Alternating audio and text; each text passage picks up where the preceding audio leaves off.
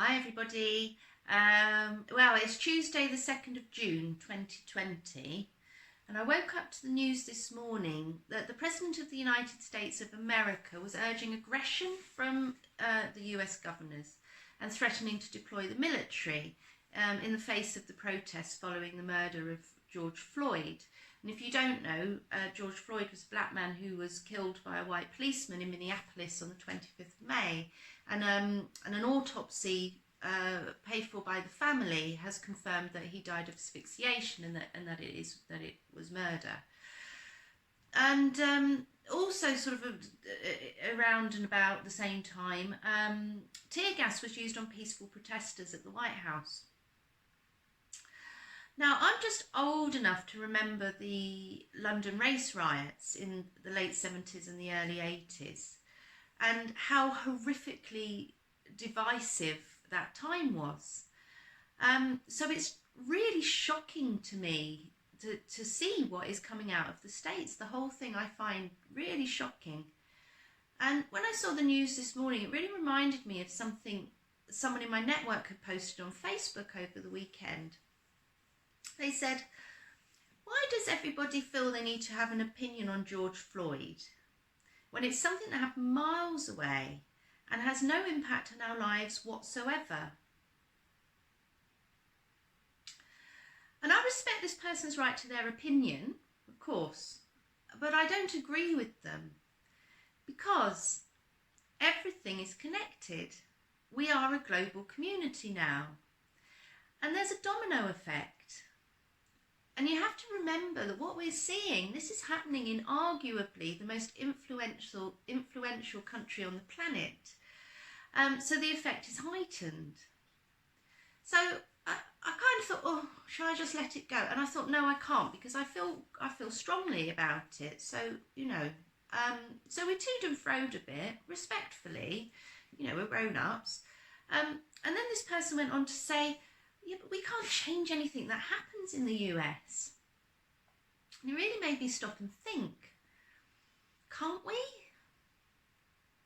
And in one way I understood why they felt like that. I really did.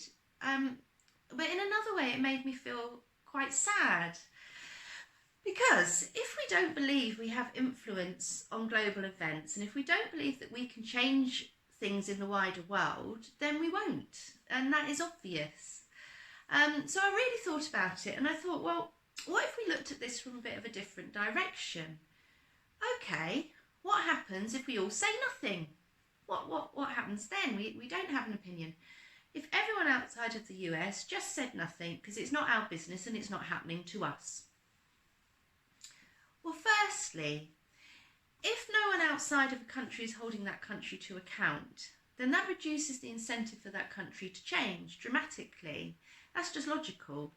And the British anti-apartheid movement of the 80s and I think 90s is a really good example of how a group in one country can affect change in another. So there is, there are examples through history of this. And then secondly, I also thought, well, if all of us around the world don't express our horror at events like this, we're basically giving free license to bigotry. And we're emboldening bigots. Because no one would be saying, no, this isn't right, or I don't agree, or I won't stand for it. And maybe it's not well known because he tends to operate a bit under the radar. But Steve Bannon, Trump's one-time advisor from the White House and far-right activist, and he doesn't, shy away from that title. He's operating in Italy, and he's just won a legal case there to take over a monastery, an old monastery, and operate from it. And he's setting up what he calls a gladiator camp for far-right activists. So it's training, it's formal training. They're organising. And it's close to home and it's serious. Because this stuff is like a disease and it will spread. I think, to my mind, I already see it spreading. It's been spreading for quite a while. So I'm really thankful to another friend who also posted on Facebook over the weekend, and he posted a quote from Desmond Tutu, and I'd forgotten it, so I'm really grateful to him for posting it. And it says, if you are neutral in situations of injustice, then you have chosen the side of the oppressor.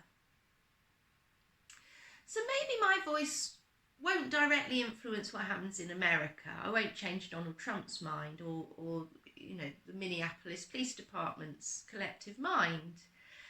But my voice plus other voices might, over time, have an impact. And it would certainly help the people in America who are protesting to know that they're supported elsewhere. That would certainly give them a bit of heart.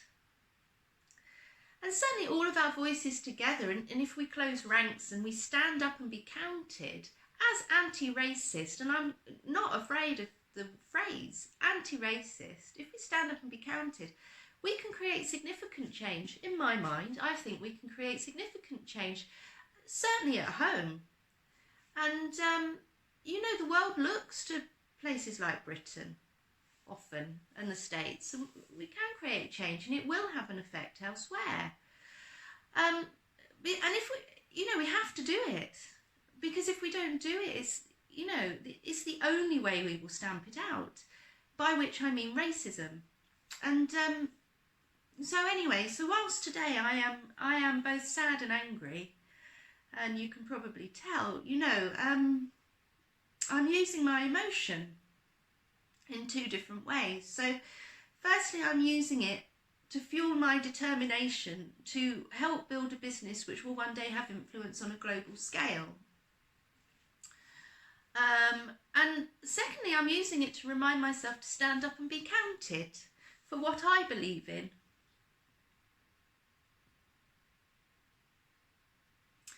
And to not allow myself to fall victim to apathy, or the belief that I can't change anything, so therefore I shouldn't really bother. Because when you're white and middle class, as I am, it's very easy to tut a bit, oh, isn't it dreadful? And go back to a relatively comfortable life.